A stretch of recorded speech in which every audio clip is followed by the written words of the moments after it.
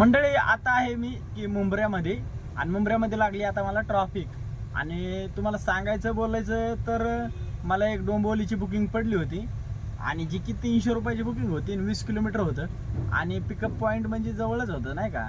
पण एवढंच माझी एक चुकी झाली की मी ठाणे स्टेशनमध्ये नाही का, ठाणे स्टेशनला गेलो आणि एक जणाला ड्रॉप केलं, पण ठाणे स्टेशनला तिथून लवकर नाही निघलो. मला तिथं गेल्याच्या नंतरला काय केलं, साहेबांनी जिथं आपलं कस्टमर पिकअप करतात तिकडे गाडी टाकायला लावली. तिकडे गाडी टाकल्याच्या नंतरला ही माझी पहिली वेळच नाही, ही दुसरी वेळ झाली. असं जेव्हा बी मी संध्याकाळी जातोय तर तिथं मला म्हणजे 2-3 किलोमीटरचं मला भाडं भेटते, आणि त्या भाड्याला मला अर्धा तास लागतो वेळ. पण त्या भाडं घेऊन जाण्याचा काही प्रॉब्लेम नाही, पण जेव्हा पण मला घरी वगैरे जायचं असेल का त्याच्यानंतरला भाडंच भेटत नाही. काय मिळ आहे काय नाही मला तेच नाही अजून समजलं.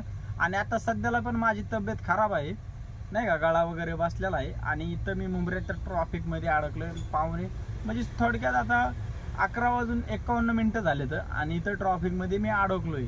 आणि कधी सोडते ही ट्रॉफिक सांगताच येत नाही बघा. का तर ही हेवी व्हेकलची ट्रॉफिक लागलेली आहे. आणि आता माझी एक चुकी झाली की मी वरून गाडी टाकली. आता काय सांगावं तुम्हाला, ड्रायव्हरची जिंदगी म्हणलं ना, कुठल्या बी ड्रायव्हरची असो, रिक्षा असो किंवा मग तो 20 टायरी गाडी असो, किंवा कुठला पण गाडीवाला असेल किंवा स्वतः मालक असेल ना, ही अशी जिंदगी आहे बघा. अर्धी जिंदगी रस्त्यावरच, झोप नाही ना, जेवण नाही ना. तुम्ही जर असं विचार करत असताना गाडी वगैरे घ्यायची असेल तर विचार करून घ्या. तुम्हाला एकतर झोपीचं त्याग करावं लागेल. दुसरी गोष्ट बोललं तर आपली तब्येत आहे का नाही, समजा डोळ्याला झोप नाही राहत, आणि खाण्यापिण्याचे तर वांदेच असते. आणि दुसरी गोष्ट बोललं तर टॉयलेटला बी जागा मुंबईमध्ये नाही. म्हणजे नवी मुंबईमध्ये सगळीकडे अवेलेबल आहे, पण जुन्या मुंबईमध्ये तेवढी अवेलेबल नाही. आणि दुसरी गोष्ट पार्किंग सुद्धा एरिया नाही की जुन्या मुंबईमध्ये. तर जर कोणी गाडी घेत असेल, रिक्षा असो किंवा कॅब असो, एवढंच मला म्हणायचं की बाबा विचार करून घ्या. आणि कुणाला पण वाटतं मी स्वतः मालक व्हावं, पण मला असं वाटतं की समजा आता मी 1 वर्ष झालं गाडी घेतली, रिक्षा. पण मी जेव्हापासून गाडी घेतली का तेव्हापासून म्हणजे मी आरामाची जिंदगीची सुरून गेलोय. म्हणजे रात्री 12-1 वाजता घरी जाणार, तिथून पुढे मी जेवण वगैरे करणार, आणि कमी जास्त मला झोपाय 1:30 वाजतो. कधी 1:30 वाजता, कधी 2 वाजता येतं जेवण झोपायला. तर असं ट्रॉफिकमध्ये अडकल्यावर लिमिट नाही की राहत. आता मी 11:45 वाजता इथं अडकलोय. कमी जास्तला इथं बोललं तर आता मी 13 मिनटं झालं मी अडकलोय. अजून सांगता येत नाही किती वेळ लागेल. तर का तर इथं ट्रॉफिकमध्ये आहे का नाही, जे की बघायला गेलं ना तर लयच अडकून धरतात. अर्ध्या तासापेक्षा बी जास्त वेळ धरतात.